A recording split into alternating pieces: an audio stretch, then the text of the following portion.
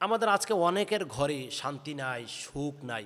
আমাদেরকে নারী পুরুষ উভয় মিলে জিজ্ঞাসা করে, হুজুর এমন কোন আমল রয়েছে যে আমলগুলো করলে ঘরের মধ্যে সুখ আসবে? আমি তো বলি যে আমল করার আগে কিছু আমল ছেড়ে দেন, যে আমলগুলো করলে আপনার ঘরের মধ্যে সুখ শান্তি ফিরে আসবে, যেই কাজগুলো করলে সুখ শান্তি অনবরত আপনার ঘরের মধ্যে থাকবে। যেই ভুলগুলো করার কারণে আপনার সংসার মধ্যে শান্তি খুঁজে পাওয়া যায় না, এর মধ্যে অন্যতম ভুল করে থাকে মানুষ, সেটা হচ্ছে ভোরবেলায় ঘুম থেকে জাগ্রত হয় না। অধিক ভোরে মানুষ ঘুম থেকে জাগ্রত হতে চায় না। সকাল 8টা 9টা 10টা, এমনও তো ফ্যামিলিতে রয়েছে 11টা বাজে ঘুম থেকে জাগ্রত হয়। তাহলে আল্লাহ তাআলা শান্তি কীভাবে দেবেন? নবী মুহাম্মদুর রাসূলুল্লাহ সাল্লাল্লাহু আলাইহি ওয়াসাল্লাম আল্লাহ তাআলার কাছে এভাবে দোয়া করেছেন, আল্লাহুম্মা বারিকলি ফি উম্মতি ফি বুকুরিহা। আয় আল্লাহ তাআলা, আপনি আমার উম্মতের জন্য সকালের সময়টাকে বরকতময় করুন। অর্থাৎ আল্লাহ তাআলার হাবিব দোয়া করেছেন, আল্লাহ আমার উম্মতের জন্য সকালের সময়টাকে বরকতময় করুন। আর আপনি ঘুমেই সকালবেলা কাটিয়ে দিলেন, আপনার ঘরে কখনো সুখ আসবে না। 1 নাম্বার ভুল। 2 নাম্বার ভুল হচ্ছে ফরজ নামাজ নিয়মিত আদায় না করা। আপনার ঘরের মধ্যে সুখ নাই, শান্তি নাই, তার অন্যতম কারণ হচ্ছে আপনি ফরজ সালাত ঠিক মতন নিয়মিত আদায় করছেন না।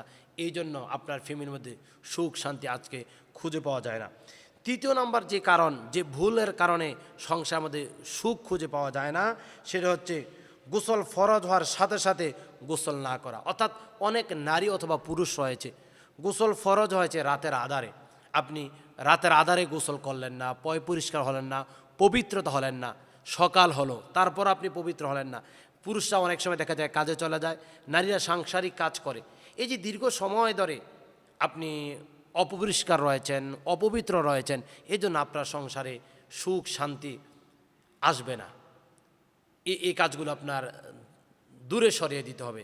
আপনার সাথে সাথে পয় পরিষ্কার হয়ে পবিত্রতা অর্জন করতে হবে।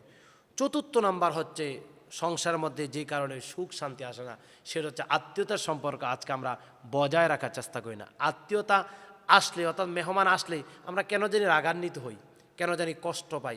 আপনার ঘরে সুখ আসবে কিভাবে?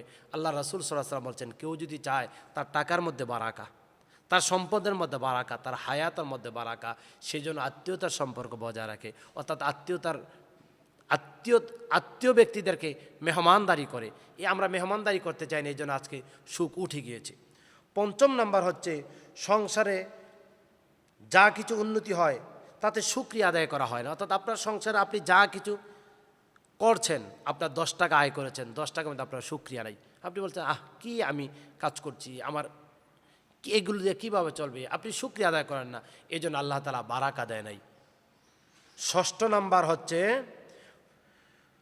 ফজর নামাজ আদায় করা হয় না। বিশেষ করে ফজর সালাত অনেক মা, অনেক বোন, অনেক ভাইয়েরা আদায় করে না। এই না করার কারণে আজকে আমাদের সংসারের মধ্যে বারাকা নষ্ট হয়ে গেছে।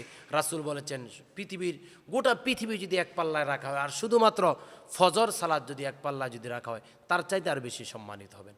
সুবহানাল্লাহ, সুবহানাল্লাহ। তাহলে আসুন, আমরা আমাদের ঘরকে যদি আলোকিত যদি করতে চাই, সুখ শান্তি যদি তৈরি যদি করতে চাই, ফজর সালাত জামাতের সহিত আদায় করার চেষ্টা করি ইনশাআল্লাহ। 7 নাম্বার হচ্ছে দান সাদকা। আজকে আমরা করা ভুলেই গিয়েছি। রাসূল সাল্লাল্লাহু আলাইহি ওয়াসাল্লাম বলেছেন, যে ব্যক্তি দান সাদকা করবে আল্লাহ তাআলা তার সম্পদের মধ্যে বারাকা দেবেন। সুবহানাল্লাহ।